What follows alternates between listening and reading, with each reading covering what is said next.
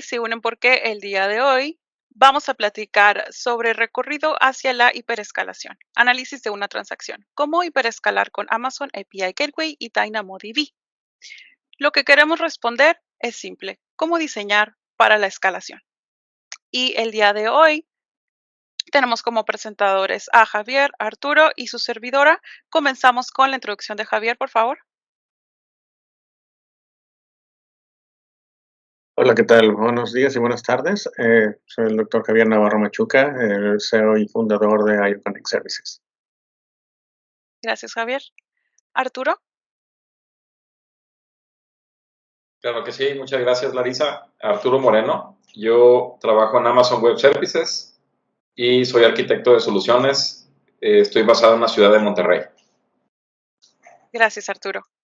Y su servidora Larisa Arenas, Practice Lead del área de Enterprise Integration en IOConnect Services.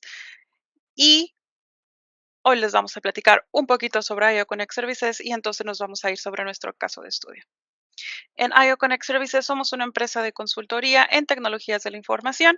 Tenemos nuestros headquarters en el área de Nueva York, oficinas en México, España, y la mayoría de nuestro servicio estamos en México. La oficina más grande la tenemos en México y nos estamos expandiendo a Latinoamérica. Somos AWS Advanced Consulting Partners y Amazon nos ha verificado en 3 competencias, 2 Partner Programs y tenemos 7 Service Validation. Dentro de nuestro equipo contamos con más de 50 certificaciones en AWS. Estos son algunos de nuestros clientes en Estados Unidos y en México, en diferentes industrias, y somos expertos calificados y certificados en diferentes áreas, en diseño de arquitectura, DevOps, integraciones, migraciones hacia la nube, etcétera. Y si les interesa un poquito sobre nuestros servicios de consultoría, en nuestra página de internet en ioconnectservices.com podrán encontrar más información sobre nuestras competencias. Comencemos con el webinar. Desde un MVP hacia la hiperescalación. El caso de estudio que vamos a platicar el día de hoy, tenemos nosotros viajes registrados a través de una app móvil. Viajes en automóvil registrados a través de una app móvil. Cada viaje va a registrar una coordenada de GPS cada segundo. Esta app móvil tiene que registrar eventos, además de ubicación, cada segundo, eventos especiales como aceleraciones rápidas, frenados en seco, y le vamos a dar la opción a los usuarios que ellos puedan revisar información sobre sus viajes a través de la app móvil. Los usuarios también van a poder obtener reportes de forma semanal de sus viajes y un resumen de eventos especiales. Iba a comentar algo más. Ahí está. Usualmente los clientes se acercan a nosotros y nos dicen, tenemos esta idea de hacer un MVP y queremos que sea lo más pronto posible porque solamente queremos demostrar que podemos, que es viable nuestra idea. ¿Y qué es lo que sucede? Que a las semanas, a los meses, empiezas a necesitar escalar la funcionalidad de tu MVP. Quieres agregar funcionalidad o tienes más usuarios de lo que habías planeado y entonces el MVP empieza a quedar chico porque usualmente cuando trabajas en un MVP pensamos en rapidez y creemos que una solución monolítica nos va a poder proveer esa rapidez. Y diseñamos soluciones basadas en capas de aplicación. Decimos, solamente haz un backend, solamente haz un frontend, todo, mételo en un solo servidor, listo. Y cuando nosotros queremos agregar funcionalidad, tenemos que editar ese monolito y hacer liberaciones o releases completos. Cuando tenemos que pensar en manejar múltiples clientes, pensamos en tablas relacionales y identificadores al nivel de base de datos. ¿Cómo podemos pensar en esto de forma diferente? Bueno, usualmente cuando necesitamos escalar, extender nuestro MVP, al tener un gran bloque con una solución monolítica, requerimos un despliegue completo para añadir funcionalidad y eso nos suele llevar ¿a qué? A periodos de no disponibilidad. El clásico que todos hemos escuchado. Vamos a hacer el despliegue a las 2 de la mañana en domingo porque nos vamos a caer 30 minutos. Y lo que ya sabemos que sucederá en el bueno de los casos de nuestro MVP es que si es exitoso, nos volvemos presas de nuestro mismo éxito cuando comienza a incrementar el número de usuarios. Entonces, ¿Qué hacemos cuando comenzamos a tener más usuarios? Aventamos poder de cómputo. Despliega la aplicación en más servidores. Todos nosotros hemos estado ahí, sabemos qué significa, replica, crea otro nodo, listo. Sin embargo, ¿cuáles son los desafíos de incrementar más servidores a tu aplicación? Y usualmente las replicaciones son manuales. Desafío es, primero, hay que evaluar y entender, ¿necesitas un escalamiento vertical contra escalamiento horizontal? Las sesiones de usuarios suelen estar configuradas para ser afines a un solo servidor, lo que también conocemos como sticky sessions. Cuando tenemos una solución monolítica, si hay un error en algún módulo, la aplicación es afectada completamente porque todo vive en el mismo lugar y todo está altamente conectado, nada está desacoplado. Si la resolución de problemas, la resolución de problemas se complica. ¿Por qué? Porque la escritura de logs suele ocurrir en el mismo servidor.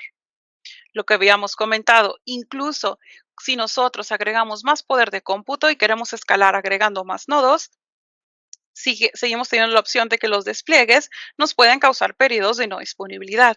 Agregar más servidores nos puede ayudar en rendimiento, pero no necesariamente en extender la funcionalidad. Cuando agregamos más servidores que se van a conectar a nuestras bases de datos, el acceso a la base de datos y afinaciones de consultas son mecanismos de afinación muy común que vamos a necesitar.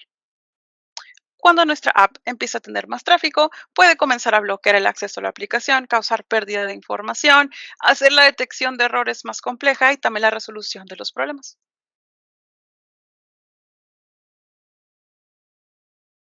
¿Cómo podemos dejar de pensar en monolito? Podemos dividir funcionalidad en componentes independientes de características específicas. Podemos nosotros pensar en cómo dividir, cómo descomponer en base a alguna de las siguientes estrategias, por capacidad del negocio, por subdominio, por transacciones, incluso por equipo de servicio. Cada componente debe ser independiente de otros usuarios, de viajes, de reportes, pensando de nuevo en nuestro caso de estudio. Algo muy importante es cada componente que nosotros vayamos agregando tiene que estar débilmente acoplado con otros. La idea de todo esto es promover el patrón Publish Subscribe y promover comunicación asíncrona sobre síncrona. Regresando a nuestro caso de estudio, tenemos hasta ahorita en nuestro caso de viajes y reportes y usuarios, tenemos usuarios, viajes, reportes como dominio. ¿Qué podemos hacer? Hablar sobre cada caso de uso de nuestros 3 subdominios. Hablando específicamente sobre el de viajes, que es sobre el que más adelante vamos a hacer una demostración. ¿Qué es lo que necesitamos hacer para viajes? Necesitamos crear un viaje, registrar sus eventos cada segundo y leer los eventos de viaje. Comenzando por lo básico en servicios de Amazon. ¿Qué es lo que necesitamos hacer para poder registrar eventos y leer eventos? Agregamos nosotros una API Gateway, agregamos un par de lambdas detrás, con cada una función para escribir y otra para leer, y agregamos una base de datos. Empezando por la base. ¿Qué podemos ir considerando de antemano? Bueno, nosotros podemos separar las lecturas de las escrituras. Podemos ver aquí en pantalla cómo cuando escribimos, nosotros escribimos a la réplica master y cuando leemos, estamos leyendo, perdón, del master y cuando leemos, estamos leyendo de una réplica. Patrón CQRS. ¿Qué también podemos ir considerando? Ay, perdón, pensé que tenía una diapositiva aquí. Aquí también podemos ir considerando tener consistencia eventual en nuestra base de datos. En la replicación de datos de máster a la réplica. La consistencia eventual nos va a permitir facilitar el escalamiento de réplicas y evitar tiempos de espera en la replicación y cuellos de botella. Continuando con recomendaciones y consideraciones sobre cómo extender un monolito de un MVP hacia un servicio, vamos a tener a Arturo Moreno de AWS, que nos va a platicar sobre un poco de su experiencia con este tipo de soluciones. Muchas gracias, Larisa. Listo. Bueno, a lo largo de estos 30 años que hemos estado en Amazon, hemos aprendido mucho acerca de desarrollo y entrega de software. Y una de las cosas que hemos aprendido es que tenemos que descomponer la aplicación. Y no solo la aplicación, algo que tenemos que descomponer también, que es muy importante, son los equipos de trabajo. Y hay un término interno que utilizamos mucho y que también ya es conocido fuera de Amazon, que son los equipos de 2 pisos. ¿Qué significan los equipos de 2 pisos? Lo que significa es que los equipos de trabajo, el número de personas que tiene el equipo no debe ser más grande que el número de personas que puedes alimentar con 2 pisos. Y hay una explicación científica detrás de eso.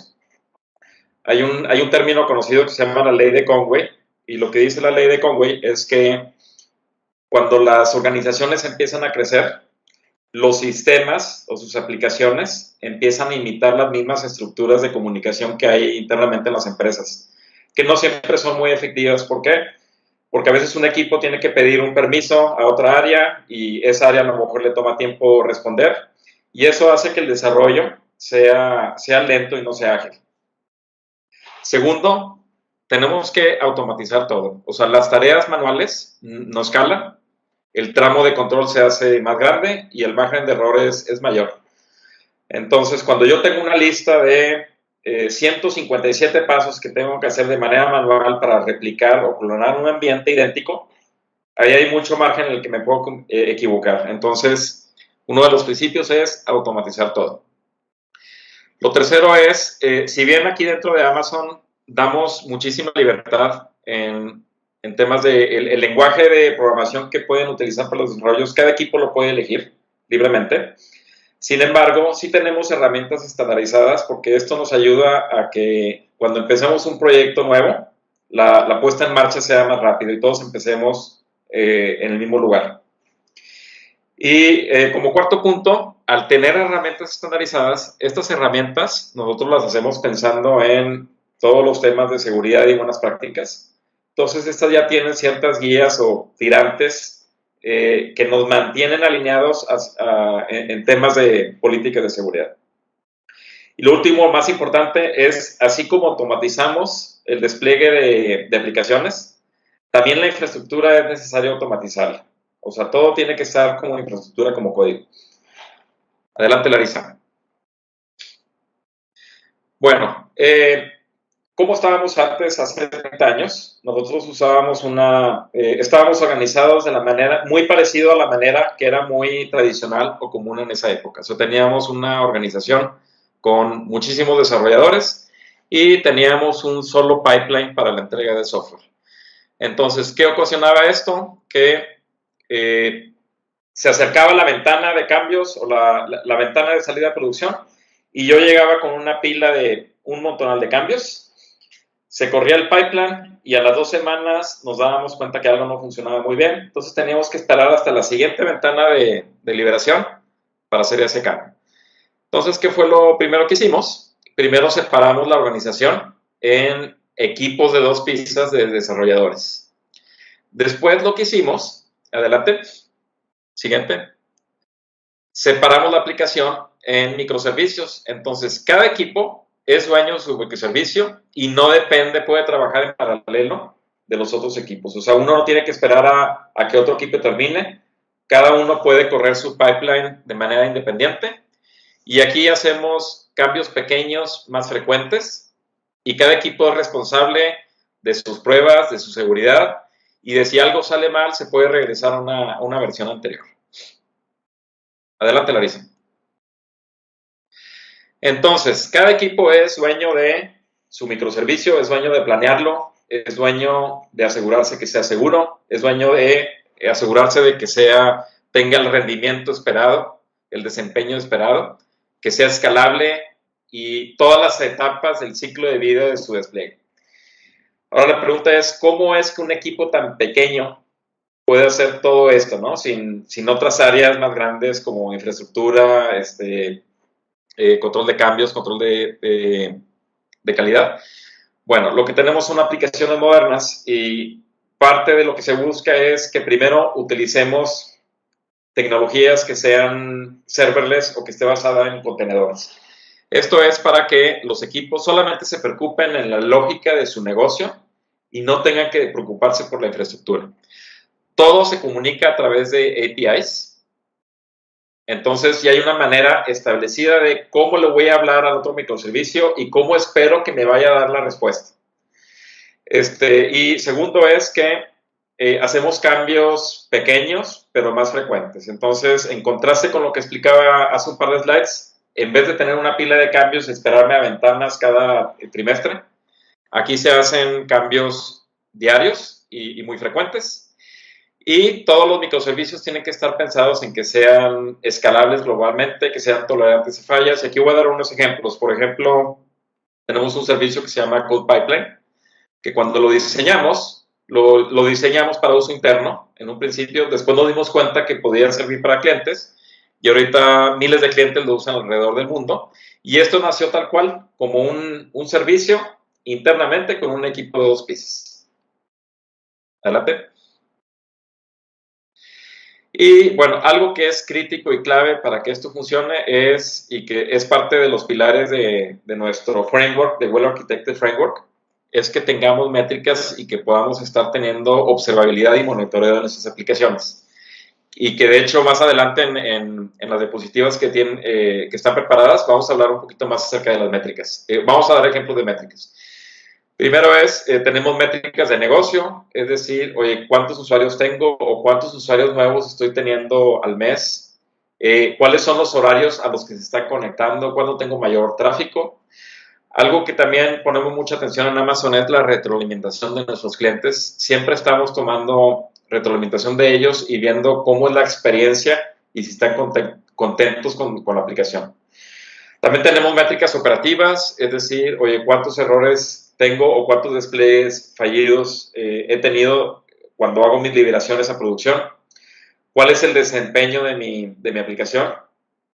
Y también tenemos ciertos objetivos de entrada, que es decir, qué es lo que espero yo que tenga mi aplicación una vez que la diseñe, ¿no? ¿Cuáles son los casos de uso? ¿Cuál es el desempeño que estoy esperando que dé? ¿Cuáles son las características? Y por último, también tenemos métricas de habilitación. Aquí es muy importante para que estos equipos de 2 piezas puedan manejar el ciclo completo de la aplicación. Hacemos entrenamiento seguido en temas de seguridad, en temas de despliegue. Y también tenemos revisiones directivas en donde un director o una persona encargada de la aplicación se asegura que se cumplen todos los casos de usos u objetivos de entrada de esta aplicación. Ahora le cedo la palabra a Larisa de nuevo porque nos va a platicar un poquito acerca de las métricas de una aplicación, de un caso de uso. Adelante, Larisa. Muchas gracias, Arturo. Entonces, hablando de métricas, ¿qué números tenemos disponibles para nosotros tener una idea mínima sobre el rendimiento del caso de estudio que hemos estado platicando? Tenemos que 1,000 usuarios cada mes, en un promedio 4 viajes por día de cada uno de estos usuarios y cada viaje con un promedio de duración de 10 minutos. Si nosotros en el caso de estudio dijimos que vamos a enviar un evento de ubicación cada segundo, entonces estamos hablando que un promedio de esos eventos de viaje van a ser 600 eventos, porque son 600 segundos en 10 minutos. Si nosotros comenzamos a multiplicar los usuarios que tenemos, 1,000 por 4 viajes al día, cada viaje de 4 minutos, perdón, cada viaje de 10 minutos, cada uno de esos viajes tiene 600 eventos y de forma mensual estamos hablando que vamos a generar 72 millones de eventos de viaje, 72 millones de ubicaciones que tenemos que registrar. Si nosotros hacemos los cálculos para saber de esos 72 millones cuántos me podrían llegar por segundo, entonces son 28 segundos. Perdón, 28 viajes por cada segundo. ¿Qué es clave que nosotros tenemos que analizar sobre el acceso a la información para el caso de estudio para poder manejar estos eventos cada 28 eventos por segundo? Bueno, los conductores usualmente no usan su móvil para revisar información durante el viaje. Van manejando, así que no nos van a estar haciendo consultas tan constantes. Cada viaje de 10 minutos, como es cada segundo, necesitamos registrar 600 eventos. Si el viaje dura 10 minutos, los usuarios revisan la información de su viaje ya que termina, no durante la conducción, pero sí vamos a nosotros estar enviando reportes de conducción semanales o mensuales. Un evento de viaje con el mismo ID y fecha reemplaza la información de otro evento que ya nos haya llegado. Y los eventos de un viaje los queremos tener ordenados por fecha para un viaje. Podemos necesitar reconciliar la información de cada viaje, pero no en tiempo real. ¿Qué nos dice esta información sobre cada uno de los viajes que vamos a tener? ¿Qué nos dice en general el acceso a la información que nos puede afectar a nosotros en requerimientos? Que por cada aproximadamente 600 escrituras, porque por un viaje necesitamos escribir los 600 eventos, vamos a leer una vez, ya que el viaje haya terminado. Entonces, vamos a necesitar diseñar una solución con alta escritura. Eso que nos dice que nuestra elección de base de datos va a ser un no SQL. Si ahondamos un poco más sobre los eventos que podemos tener en cada viaje, un viaje es una colección de eventos de viaje o ubicaciones. Un nuevo evento de viaje se va adjuntando al viaje existente. Dijimos, si hay un evento de viaje duplicado, se reemplaza. Y para leer un viaje es necesario recuperar toda la colección de esos eventos de viaje para mostrarlos ordenados por fecha. ¿Qué información necesitamos nosotros registrar por cada uno de esos eventos de viaje? Un ID del viaje, fecha, ID de usuario, ID de cada ubicación o evento de viaje y información sobre la latitud, longitud y en qué ciudad. Si nosotros vemos la información que tenemos en pantalla sobre los atributos que queremos guardar y sabemos la forma en la que vamos a acceder a la información, que es recuperar por cada viaje, todos los eventos de viaje, nos dice, bueno, elige como clave de partición o partition key tu trip ID y elige como sorting key o clave de ordenación el timestamp, porque parte de lo que nosotros queremos regresar cuando vayamos a acceder a esta información son los eventos de viaje de forma ordenada. ¿Qué más podemos obtener de aquí con esta información? Si nosotros queremos hacer diferentes tipos de consultas a la información, por ejemplo, obtener los viajes de un usuario en específico, podemos comenzar a pensar en índices globales secundarios y crear una partition key secundaria por user ID, porque nosotros vamos entonces a consultar la información por usuario. Si nosotros quisiéramos hacer algo similar con la ciudad y decir, dame todos los viajes de una ciudad para yo poder hacer mis reportes, bueno, entonces también podemos crear un índice global secundario sobre la ciudad. Analizando cómo se va a comportar el caso de uso de crear viajes con sus ubicaciones, el tiempo de escritura hacia la base de datos va a estar compuesto de dos elementos. El tiempo que me toma validar la información que me entra sobre cada viaje. Si yo quiero revisar su timestamp, si yo quiero revisar que esté bien formado, cualquier validación. Más el tiempo que me lleve ir a hacer la inserción a la base de datos. El tiempo de escritura está compuesto de estos dos elementos, lo que me tome validar y lo que me tome insertar. Además, la administración de las transacciones y límite de pool de conexiones a la base de datos suele ser algo que va a empezar conforme nosotros vayamos teniendo más lambdas llamando a la base de datos, nos va a empezar a dar problemas estar enviando tanta información a insertar.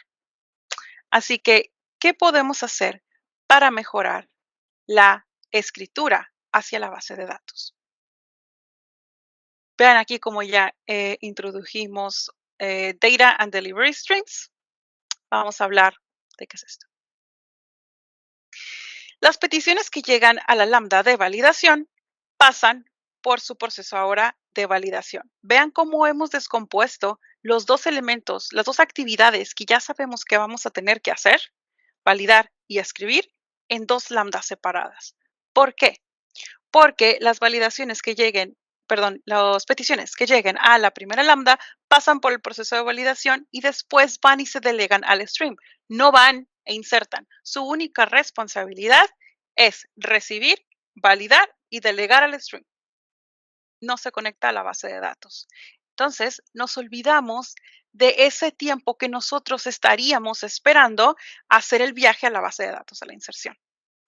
¿Qué significa esto? Al nosotros despachar la información, podemos recibir más peticiones porque nos encargamos de ellas de forma mucho más rápida que antes. Número 2. Ahora que tenemos una lambda que su responsabilidad es escribir a la base de datos y ya no recibirlas y validarlas, en vez de estar recibiendo por cada petición entrante con ubicaciones por segundo y escribir cada una de ellas a la base de datos, vamos a promover utilizar inserción en lotes a la base de datos. Con esto estamos optimizando recursos de conexión, los viajes de ida y vuelta a la base de datos, y esto nos da la oportunidad de configurar el tamaño por lote que nuestra lambda va a recibir del data stream. Incluso nosotros podemos comenzar a extender nuestra solución y configurar del mismo stream para el que nosotros estamos comunicando la lambda de validación con la lambda de escritura, y podemos colocar un delivery stream que envíe la información a un data lake. Y esto es sin romper la funcionalidad existente, sino extendiéndola. Ok, ya hicimos un segundo paso sobre lo que nosotros hubiéramos considerado un entendimiento base sobre cómo procesar esta información. La pregunta es, ¿podemos mejorar? Podemos mejorar, además de separar cada lambda y a su responsabilidad, este tiempo de escritura, y además nosotros insertar a la base de datos en lotes y acumular registros para no ir de uno por uno. ¿Podemos mejorar? Sí. Si nosotros enviamos lotes desde las peticiones de origen a nuestro endpoint, estamos optimizando la forma en la que enviamos las peticiones al API Gateway. Y en nuestro API Gateway, en vez de enviar cada segundo, cada petición de viaje, cada ubicación que recibimos, nosotros enviamos una colección de eventos de viaje. ¿Esto qué significa? Que llegamos a los mismos números en volumen, pero optimizando los recursos, las invocaciones a las lambdas, y por lo tanto mejoramos en rendimientos y en costos.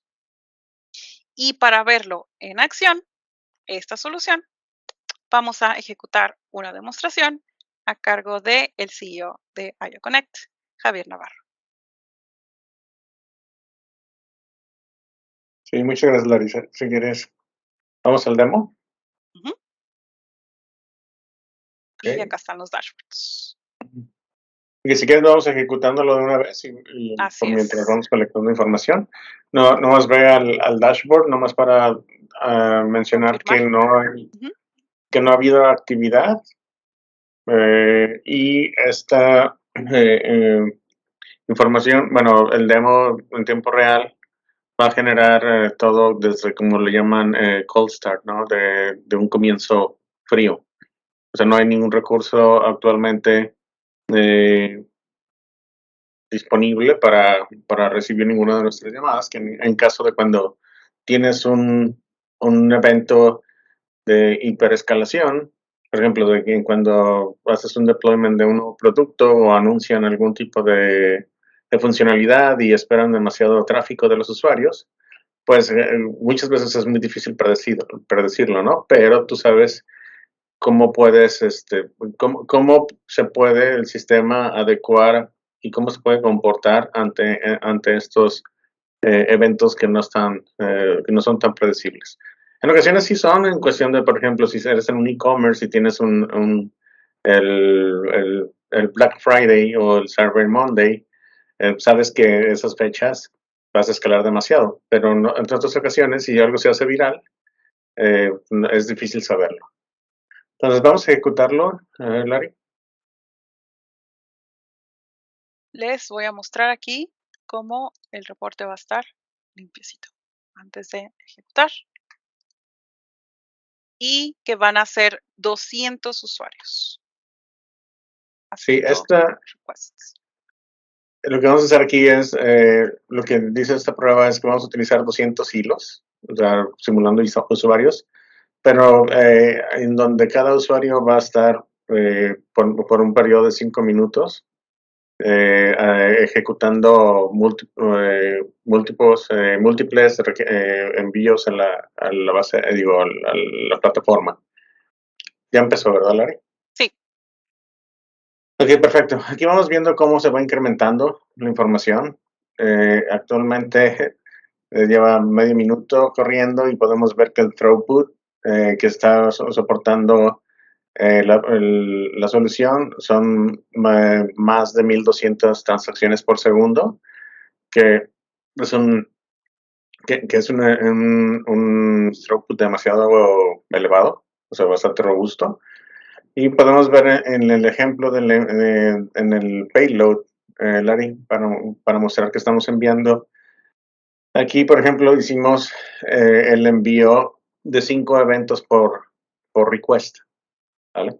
Entonces, en lugar de estar haciendo uno por uno, ya en cada request se están enviando 5 eventos al mismo tiempo. Entonces, el número de registros va a ser proporcional al número de envíos multiplicado por el número de registros que tenía cada batch desde el origen, ¿no? En este caso, desde la prueba de load testing. Mientras sigue ejecutándose, vamos a ir al dashboard. Ok, aquí lo que vamos a estar viendo, y vemos ya que empezaron actividades, tenemos 3 partes principales. La parte de arriba es la parte de los APIs. En cuanto uno es el número de llamadas al API, la otra es el cuánto tiempo tarda en responder el API o el web service que está llamando. Y en la tercera parte tenemos el número de errores que llegamos a tener en caso de que existan algunos, ¿no? En la segunda hilera tenemos la información sobre las lambdas. Aquí tenemos cuántas, en el primer cuadro, cuántas lambdas al mismo tiempo se están ejecutando, ¿vale? Ahora vamos a ir un poco más a detalle sobre eso, porque todo lo que se explicó anteriormente, aquí lo vamos a ver reflejado. Y en el otro va a ser el número de invocaciones que se hicieron por lambda, y el caso de que haya un error de alguna lambda, lo podemos ver también en el dashboard. Y en la tercera fila, el primer cuadro, el primer widget, lo que nos da es, como tenemos DynamoDB, lo pusimos on demand, o sea, para que pudiera escalar. Pero aún así, aunque sea on demand, con los patrones que se pusieron en la parte de la solución, los patrones de diseño, podemos ver que va a ser bastante consistente y podemos predecir el número de throughput necesario, porque estamos optimizando la manera en cómo estamos escribiendo la base de datos. O sea, cada escritura de la base de datos se hace en bulk, y actualmente la transacción en bulk de DynamoDB soporta 25 registros, items, por bulk request en insert. Y lo tenemos en los dos últimos la información de cómo nuestro data stream está funcionando, ¿vale? Si vamos más arriba, Larry, ok. ¿Cuánto tiempo tiene corriendo la? 350. Ok. Entonces, en el dashboard tenemos, está reflejando cada 20 segundos, ¿verdad? Creo. Ahorita Bueno. yo picarle. Ya lo acabas de refrescar. Bueno, si se fijan aquí, tenemos el número de llamadas de API, ¿vale? Donde ya está subiendo casi a 100,000. Estamos muy cerca. La latencia, lo que tenemos empezó en 145 milisegundos y ya está bajando a 100 milisegundos. ¿Ok? Entonces, si se acuerdan en el diagrama, decíamos que si separamos el cómo manejar la validación y el request del API a cómo lo insertamos en la base de datos, íbamos a obtener 3 veces más el throughput, que equivalían cerca de 10 requests por segundo, que en este caso vemos que así es. Lógicamente, por el cold start que hay, empezó en 145 milisegundos, que es bastante bueno, y se bajó a 100 milisegundos, en donde si dividen 100 milisegundos, lógicamente tienes 10 transacciones por segundo. Entonces pudimos optimizar el throughput necesario basado en el patrón, y aquí estamos viendo que en cuestión de ejecución, así es. Como el sistema está escalando, vemos que no hay errores en la ejecución del API, ¿ok?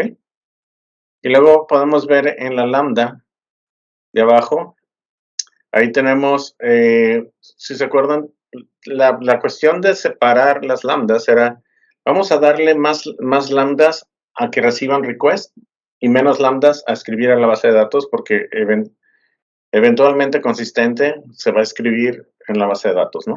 Lo que queremos es optimizar el throughput, la inyección. Entonces, el hecho de que esté DynamoDB es un Kinesis antes de Dynamo, mientras que con Dynamo o cualquier acceso a base de datos, tú tienes cierto tipo de overhead, porque en ocasiones puedes manejar transacciones o puedes manejar otro tipo de actividades en el mismo request. Dependiendo también cómo esté diseñada tu tabla, y si es DynamoDB mejor, pero si es una SQL un SQL database todavía puede tener implicaciones demasiado altas. Pero aquí podemos ver que pues, efectivamente en nuestro diseño hay más lambdas que se han enfocado en la que recibe el request del API. ¿Podemos refrescar el? Sí. ¿Cuál es el? Ok.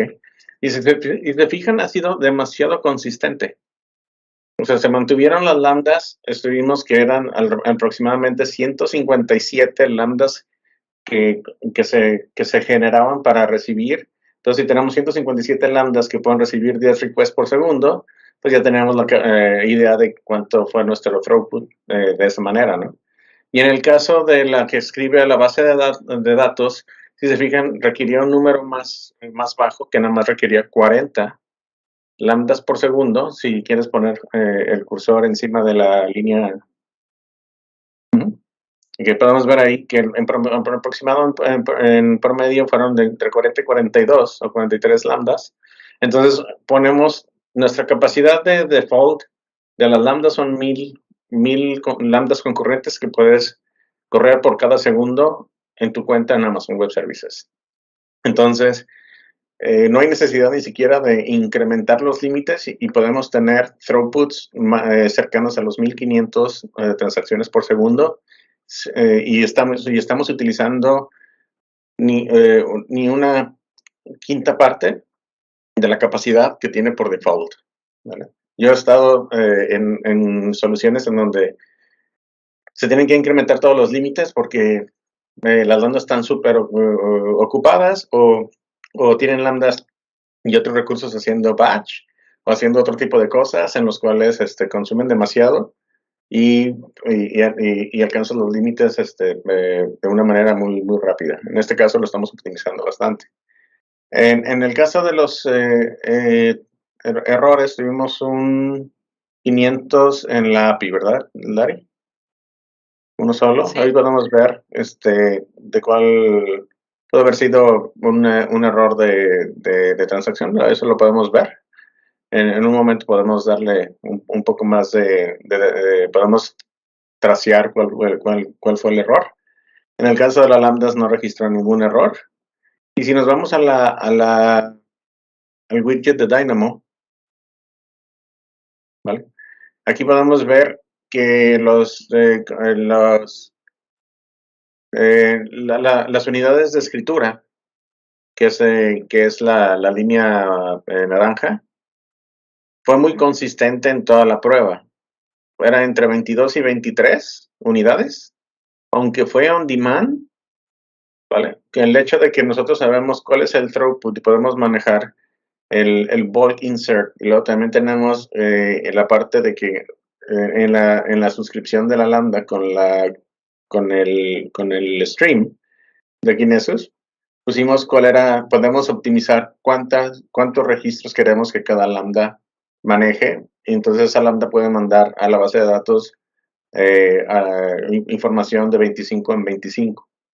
Entonces podemos obtener un throughput bastante consistente sin tener que tener sorpresas en cuanto a los recursos que se van a utilizar, ¿no? ¿Ya terminó la prueba, Larry? Sí. Sí, ya. Así que eso, lo ponemos.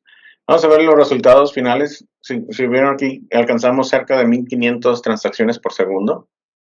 ¿Ok? Que si con esos 1500 transacciones por segundo manejamos 5 registros por cada request, entonces el total de información que se envió es prácticamente estos registros o los samples multiplicado por 5.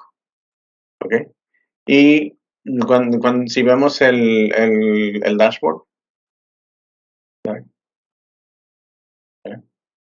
en Lambda Records nosotros tuvimos un solo error de todos los 45,000 requests que se hicieron en 5 minutos. Okay. Que en lo cual idealmente pues es 0, pero lo que hemos hecho, que lo vamos a ver en un webinar que tenemos preparado para el siguiente, es cómo podemos detectar qué falló y por qué falló.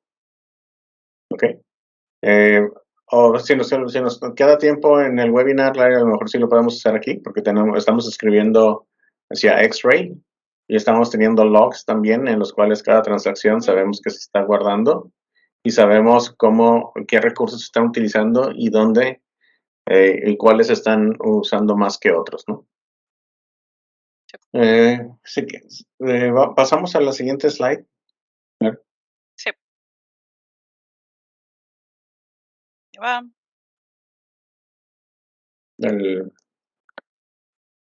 Aquí, para darles una mejor idea de cómo podemos hacer más pruebas y cómo saber exactamente qué es cómo se comporta nuestra solución. Hicimos varios load testing, pruebas de carga con diferentes números de usuarios, que podemos de 20 a 50, 100, 200, 300. Y estábamos viendo el tipo de rendimiento de throughput de cada uno de ellos. Aquí vimos que los resultados que nos fueron dando los graficamos de una manera y pudimos observar que conforme íbamos incrementando el número de usuarios, hay una manera muy consistente en cómo se incrementan los recursos en Amazon Web Services, al igual y a cómo responde el rendimiento, cómo el throughput es bastante lineal en este caso. Entonces, al tener una escalabilidad lineal, podemos predecir el crecimiento y costos en forma a qué pasa si tenemos 1000 usuarios, ¿no? Entonces, podemos agarrar esta tabla, poner 1000 usuarios y hacer una regresión lineal directamente para ver cuál es el punto en donde podemos predecir cuál sería el throughput en el caso de tener 1000 usuarios. Y por ende podemos saber cuántos recursos se necesitarían para llegar en un caso de que tengamos 1000 usuarios haciendo repetición, 10 requests por segundo en nuestro sistema. Que en este caso no es tanto el número de usuarios, sino más bien el número de peticiones que hay hacia la solución. Entonces es muy predecible y eso nos ayuda bastante, ¿no? Nos movemos al siguiente. Ahora, ¿esto qué implica en cuestión de... Tú se lo puedes presentar a tu senior VP o a tu manager o al nivel ejecutivo de la empresa? Y van a decir, muy bonito, pero pues ¿cuánto nos cuesta, no? Entonces, aquí, por ejemplo, tenemos basado en la calculadora de precios de Amazon Web Services. lo hicimos de una manera más dinámica en el caso de este spreadsheet. Entonces pusimos nuestros assumptions, suposiciones que tenemos en cuanto a cuántos usuarios al mes tenemos, en cuántos números de viajes va a tener por usuario, cuántos minutos va a durar cada viaje, cuántos registros por petición y aproximadamente cuál va a ser el tamaño de nuestro payload, ¿no? Entonces, aquí pusimos el número de servicios, el tipo de servicio que tenemos, o sea, los assets, tenemos el API, tenemos los streams, tenemos el data lake ingestion y el database. Y pusimos los nombres de servicios en los cuales estamos utilizando, API Gateway, Lambda Data Stream, con Kinesis Firehose también, S3 y DynamoDB. Sacamos qué tipo porque cada servicio tiene su manera de hacer su precio, ¿no? Entonces, algunos servicios te cobran por el número de peticiones, otros te piden por la cantidad de información que envías y otros por otro tipo de transacciones que ejecutas sobre estos servicios. Una vez que lo ponemos en total y sacamos la información, podemos ver, por ejemplo, aquí en este caso, que enviando un request, un registro por cada petición, para esta solución, si lo tenemos corriendo un mes, podemos llegar a un precio aproximado de $300,000 al mes. Entonces, tu equipo ejecutivo puede decir, oye, es que es muchísimo dinero, $300,000, no alcanza, ¿no? O tendríamos que pedir budget o algún presupuesto, algo por el estilo. Pero la ventaja de hacer este tipo de análisis que sabemos por minuto y por registro y por número de usuarios, etcétera, es que podemos calcular también cuánto es el costo por viaje e inclusive en este caso el costo por minuto de cada viaje. Y si vemos que el costo de viaje son fracciones de centavo y tenemos también que por minuto de viaje todavía es fracciones del centavo, entonces ya le puedes decir tú a tu ejecutivo, oye, es que no son 300,000, es cada viaje sobre este tipo de volumen y entre más volumen hay, pues los servicios te van a salir más baratos. Pero si tenemos, la expectativa es tener 1 millón de usuarios y que los usuarios utilicen nuestra aplicación, cada viaje te va a costar fracciones de centavo de dólar.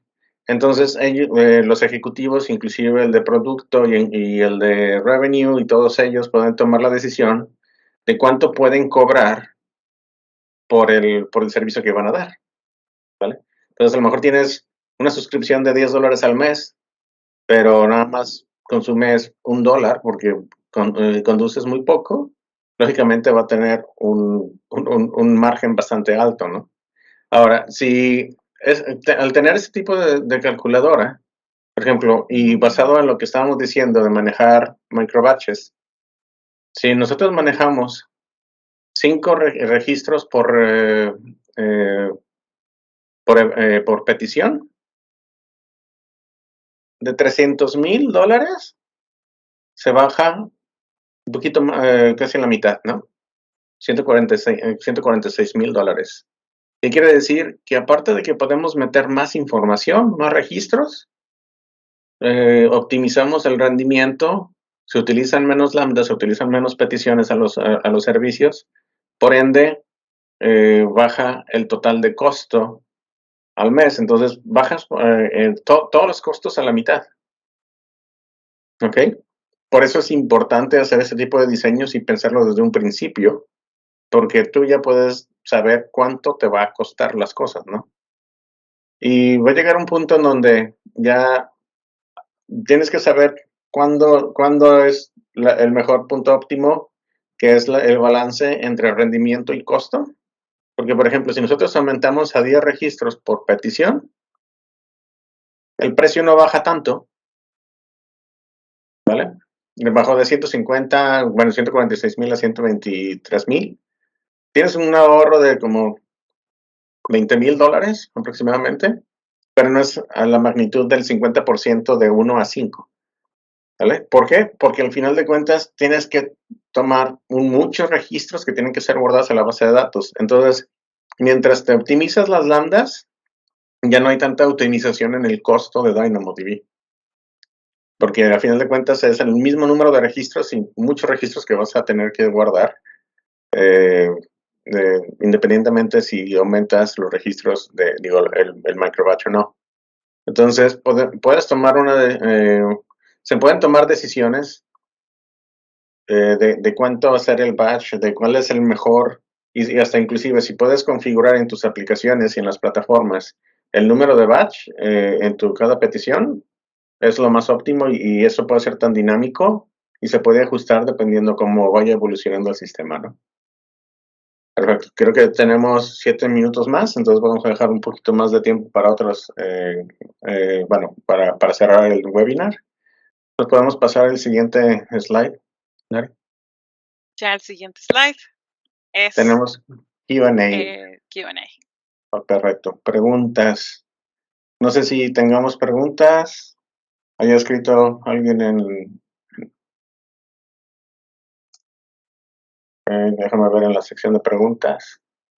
No, si tienen alguna pregunta por el momento, si lo escriben en la sección de Q&A que está en la parte, con gusto lo respondemos. Yo tengo una parte, Javier, que me llegó por DM. Ok. Dice, ¿necesitamos lambdas forzosamente para lograr este tipo de rendimiento? Lambdas, tipo de rendimiento, no. O sea, sí, lo que se necesita es separar las transacciones, ¿no? Separar y hacer un análisis de cómo vas a utilizar tus recursos. Esto lo hicimos en serverless, en Lambda, porque es lo más rápido, lo más fácil. El go-to-market es muy beneficioso. Pero tú lo puedes tener en containers, por ejemplo. Lo puedes tener en microservicios, en containers. Y podrías replicar los mismos patrones de diseño que se utilizaron y los principios en el demo. Y podrías tener un rendimiento muy similar. ¿Tenemos alguna otra pregunta? Sí. Dice, cuando se realiza un cambio en el código, ¿cómo funcionaría el despliegue para no hacer un full-blown deployment? Aquí la ventaja de utilizar microservicios, y en este caso, por ejemplo, lambdas o el API Gateway en sí, es que tú puedes cambiar una parte de la solución o una lambda, el código de una lambda, por ejemplo, y lo único que tienes que hacer es el deployment de esa lambda, sin afectar el resto del sistema. Y la ventaja es que Lambda y Code Pipeline y otros servicios directamente en Amazon Web Services te dan opciones de cómo hacer el deployment, en que hay diferentes tipos de estrategias. Uno es el rolling deployment, otro es el canary deployment, blue-green deployment. Eso lo podemos facilitar, ondear o más en otro tipo de sesiones, pero hay una manera muy flexible y entonces nada más nos podemos enfocar al puro cambio sin afectar el resto del sistema. Ok. Perfecto. Bueno, y no sé si hay alguna otra pregunta.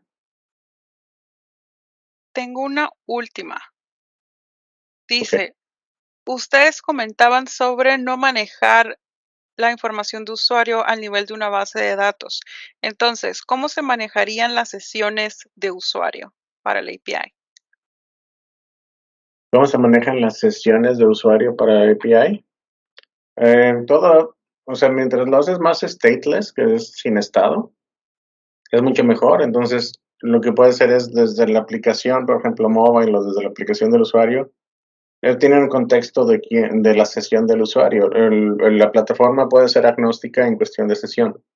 Si tú requieres manejar información de sesión en donde la plataforma, los web services necesitan tener acceso a esta sesión, siempre y cuando tú saques la información de la sesión de los servicios y lo delegues a otro tipo de servicio, por ejemplo, puede ser una base de datos en Redis, en memoria o Memcache, o lo puedes usar en otro tipo de tecnología en lo cual cada petición que vaya a la solución pueda accesar independientemente y de manera decoplada a la sesión del usuario, pero lo que sí tienes que poner es un identificador del usuario, ya sea por medio de token, o sea por medio de ID o algún otro tipo de mecanismo, para poder saber cuál es la información de sesión que corresponde a ese usuario.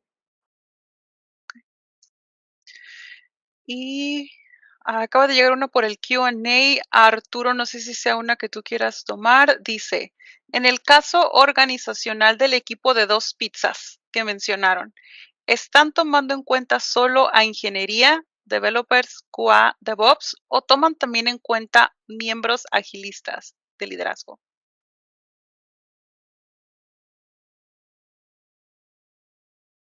Ok, bueno, como todos los equipos o como la mayoría de los equipos, siempre un equipo debe tener un líder y generalmente el líder es, digamos, el dueño de producto o el gerente de producto, por así decirlo, ¿no? Entonces, si en el equipo de 2 pizzas debe haber una persona que sea el líder y es el que, digamos, que hace el drive a todas las etapas de vida de una aplicación o un microservicio. Okay. Entonces, también el líder come, ¿no? Entonces, tiene que ser parte de... Sí, y si es de más de 12 personas, pues se puede uno quedar sin su pedazo de pizza. No se crean, es broma.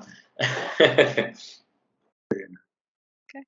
Esperemos que eso haya resuelto las preguntas. Si no, siéntanse libre de volver a hacer otra, porque todavía tenemos un último minutito faltante. Si alguien tuviera alguna otra duda, por lo pronto, les vamos dando las gracias a todos los que asistieron y nos acompañaron en esta sesión el día de hoy. Les recuerdo que la grabación de la sesión se va a encontrar en la página de IO Connect Services en la sección de Insights.